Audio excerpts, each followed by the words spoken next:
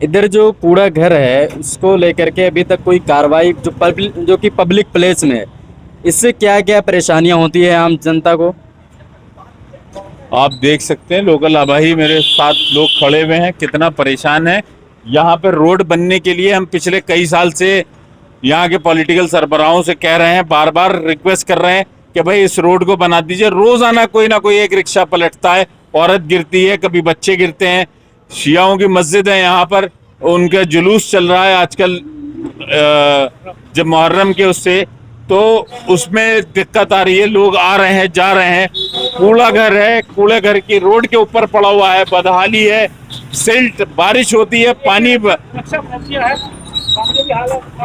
आप रोड के हालात खुद देख सकते हैं। और जिस वक्त बारिश होती है तो यहाँ बारिश होने के बाद पानी ओवरफ्लो होता है, नाला भी है, सिल्ट यहाँ पे पड़ी रहती है, धूल उड़ रही है, उस सिल्ट नाक में जा रही है, खाने पीने की चीजों में जा रही है, लोग बीमार हो रहे हैं। लेकिन यहाँ के पॉलिटिकल सरबराह किसी को कोई परवाह नहीं है, राम भरोसे छोड़ दिया है ओखला, पब्लिक जाए भाड़ में, हमें आपको कुछ नहीं लेना देना। उन्होंने ये डिसाइड कर रखा है, बस अपनी चमकाओ, बस अपना सोशल मीडिया चमकाओ। जो पब्लिक प्लेस में जो कूड़ा घर है इसको लेकर के एमसीडी कोई कार्रवाई नहीं कर रही है? पब्लिक प्लेस नहीं, ये तो एमसीडी का डंप यार्ड है ऑफिशियल। आप देखिए कि रोड के ऊपर कूड़ा पड़ा हुआ है। हालात ये है, उठवाते हैं, लेकिन पब्लिक को भी बेदार होना पड़ेगा। पब्लिक खुद थोड़ा अंदर करके डाले, थोड़ा इसको मेंटेन करके बनाया जाए। आखिर यहाँ ऐसा दोहरा व्यवहार क्यों है?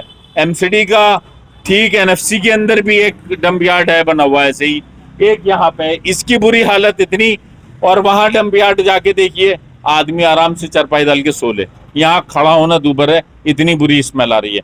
लोकल हवाई लोग हैं, इनसे पूछिए आप, और क्या बताएंगे।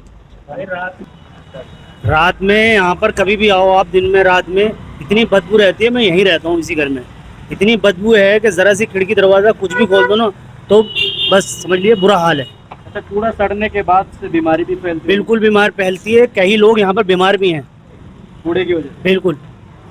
और ऐसी सड़क का हाल है, ये 2004 के बाद आज तक बनी नहीं है कभी। और कभी भी एमएलए के पास जाओ या काउंसलर के पास जाओ, एमएलए काउंसलर पर डाल देता है, काउंसलर एमएलए पर डाल देता है। ये दोनों ऐसी खेल खेल रहे हैं यहाँ पर 2004 के बाद से। आप सड़क की हालत देख सकते हैं, आए दिन रिक्शे गिरते हैं यहाँ पर, आप किसी से ही पूछ लिए इस बात में। बहुत ज़्यादा परेशान हो चुके हैं हम लोग। कई दफ़ा हम लोग जो है यहाँ के एमएलए से भी कह चुके हैं, यहाँ के काउंसलर से कह चुके हैं, मगर कोई सुनवाई नहीं है। सारा कूड़ादान जो है बाहर तक आ जाता है एकदम। सीवर का पानी इससे बाहर आ जाता है। सीवर जब बारिश होती है, सीवर का पानी भी बाहर आता है भाई। अभी मेरे ख्याल से 1 हफ्ता पहले बारिश हुई थी, उसके अंदर ऐसी गंदगी हुई थी, ऐसी गंदगी हुई थी, ये समझ लीजिए मुझे 3 दिन बुखार रहा था मच्छरों की वजह से। इसके एनजीटी की कई गाइडलाइंस भी आ चुकी हैं, कई स्टेट की सरकारों पर एनजीटी जुर्माना भी लगा चुकी है। बाकी इलाकों में दिल्ली के देखेंगे आप, प्रॉपर एक वे होगा। ये ओखला को जो है बेसहारा बना के यहाँ की सरकारों ने नज़रअंदाज कर दिया। कूड़ा भरा पड़ा है, इससे बीमारियाँ, 1000 तरीके की बीमारियाँ होती है। तो इसे तो यहाँ से एक इतनी जो है पॉपुलेटेड आबादी है, इसे शिफ्ट कर देना चाहिए यहाँ से। इतनी गंदगी से जो है यहाँ बीमारियाँ फैल रही है, इसे प्रॉपर इसका ट्रीटमेंट करा जाए, एमसीडी इसका प्रॉपर जो है इलाज करे। अब तो आम आदमी पार्टी की दोनों जगह सरकार है, अब ये बहाना भी नहीं चलेगा कि वो काम नहीं करने दे रहे या ये काम नहीं करने दे रहे। अगर इस तरीके का त्यौहार रहा जाएगा तो इस इलाके की जनता जो है वोट, इस बार जो इलेक्शन होगा उसमें जो है आम आदमी के खिलाफ वोट करेगी और इस मुद्दे के खिलाफ वोट करेगी। आपने देख ही लिया होगा इस रोड की हालत, मानो बाइक पे आए चाहे रिक्शे पे आए, बैठने के बाद ऐसा फील हो रहा है कि हम किसी घोड़े के ऊपर सवार हैं, मानो राइडिंग हो रही है, हिचकोले ले रहे हैं। मैंने भी कुछ दिन पहले फेसबुक पे पोस्ट किया था कि ओखला विधानसभा एक बार जरूर आए, अगर जिसके पथरी हो तो उसकी पथरी यहाँ आके मुंह से बाहर निकल आएगी।